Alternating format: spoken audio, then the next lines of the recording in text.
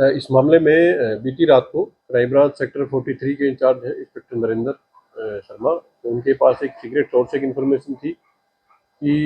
एक नेपाली मूल का नागरिक है जो कि काफ़ी चोरी की वारदात को अंजाम दे चुका है और सेक्टर 53 के एरिया में किसी वारदात को अंजाम देने के लिए घूम रहा है। तो जिस इन्फॉर्मेशन के ऊपर क्राइम ब्रांच की टीम के द्वारा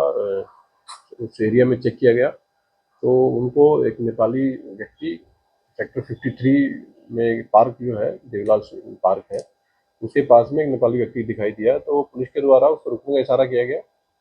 व्यक्ति के द्वारा पुलिस की टीम के ऊपर फायरिंग स्टार्ट कर देगी जिसमें से कि एक गोली पुलिस की सरकारी गाड़ी के ऊपर लगी थी। पुलिस टीम के द्वारा उसको एक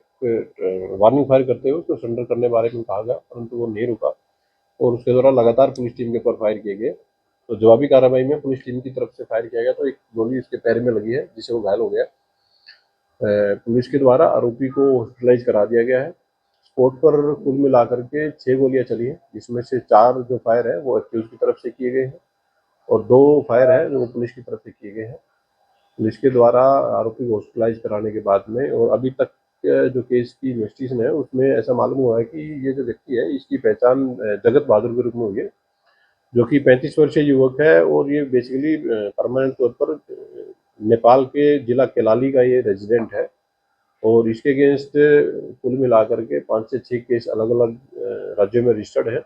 जिनमें से एक केस गुरुग्राम में रजिस्टर है और पंजाब में एक केस उत्तराखंड में भी इसके खिलाफ केस रजिस्टर्ड है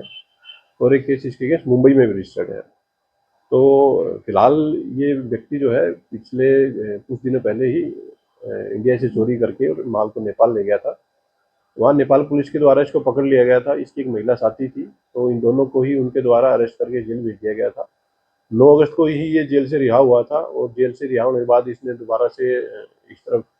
रुख किया और चोरी की वारदात को अंजाम देने से पहले पुलिस ने मुठभेड़ के बाद इसको दबोच लिया। आरोपी से क्या कुछ रिकवर किया गया है? जो एक्यूज है उससे स्पॉट पर जिस वेपन से उसके द्वारा फायर किए गए थे एक वो पिस्तौल, एक जिंदा कारतूस और इसके अलावा जो इंस्ट्रूमेंट्स का प्रयोग वो चोरी करने के लिए करता था जिनमें कि बेसिकली लोहा काटने का कटर, एक प्लास और पेचकस और इसके अलावा जो स्पॉट पर कुल फायर हुए थे उनके खाली राउंड पुलिस के द्वारा स्पॉट से रिकवर किए गए हैं। फर्दर एक्यूज को फिलहाल वो अंडर ट्रीटमेंट है तो ट्रीटमेंट के बाद जैसे ही वो डिस्चार्ज हो जाएगा तो उसको अरेस्ट करके और उससे फर्दर पूछताछ की जाएगी कि उसके द्वारा अन्य किन किन घटनाओं को अंजाम दिया गया। आरोपी चोरी कैसे करता और चोरी के बाद कहाँ फरार हो जाता था? एक्यूज का जो मोड्स ऑपरेंडी है वो जो नेपाली मूल के जो भी नागरिक हैं जो कि इंडिया के अलग अलग जगह पर कोठियों में काम करते हैं तो उनसे वो फेसबुक से संपर्क करता था और हर बार वो अपनी अलग अलग फेसबुक आईडी बनाता था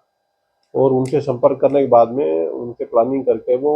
घरों में जो भी रेजिडेंट या जो भी मालिक होते थे उनको नशीला पदार्थ पिला करके और उनको बेहोश करके चोरी की वारदात को अंजाम देता था। और एक्यूज बाई बस नेपाल से चोरी करने के लिए इंडिया आता और चोरी करने के बाद में ये टैक्सी के द्वारा चोरी के माल को लेकर के वापस नेपाल चला जाता था। तो इसके द्वारा कुछ वारदात हैं जो कि इंडिया के अलग अलग राज्यों में अंजाम इसके द्वारा दिया गया है। बाकी डिस्चार्ज होने के बाद में हॉस्पिटल से डिस्चार्ज के बाद में इसको अरेस्ट करके डीप इंटरोगेशन की जाएगी और जिन जिन वारदात का इसके द्वारा अंजाम दिया गया है उन सबका खुलासा पुलिस के द्वारा किया जाएगा।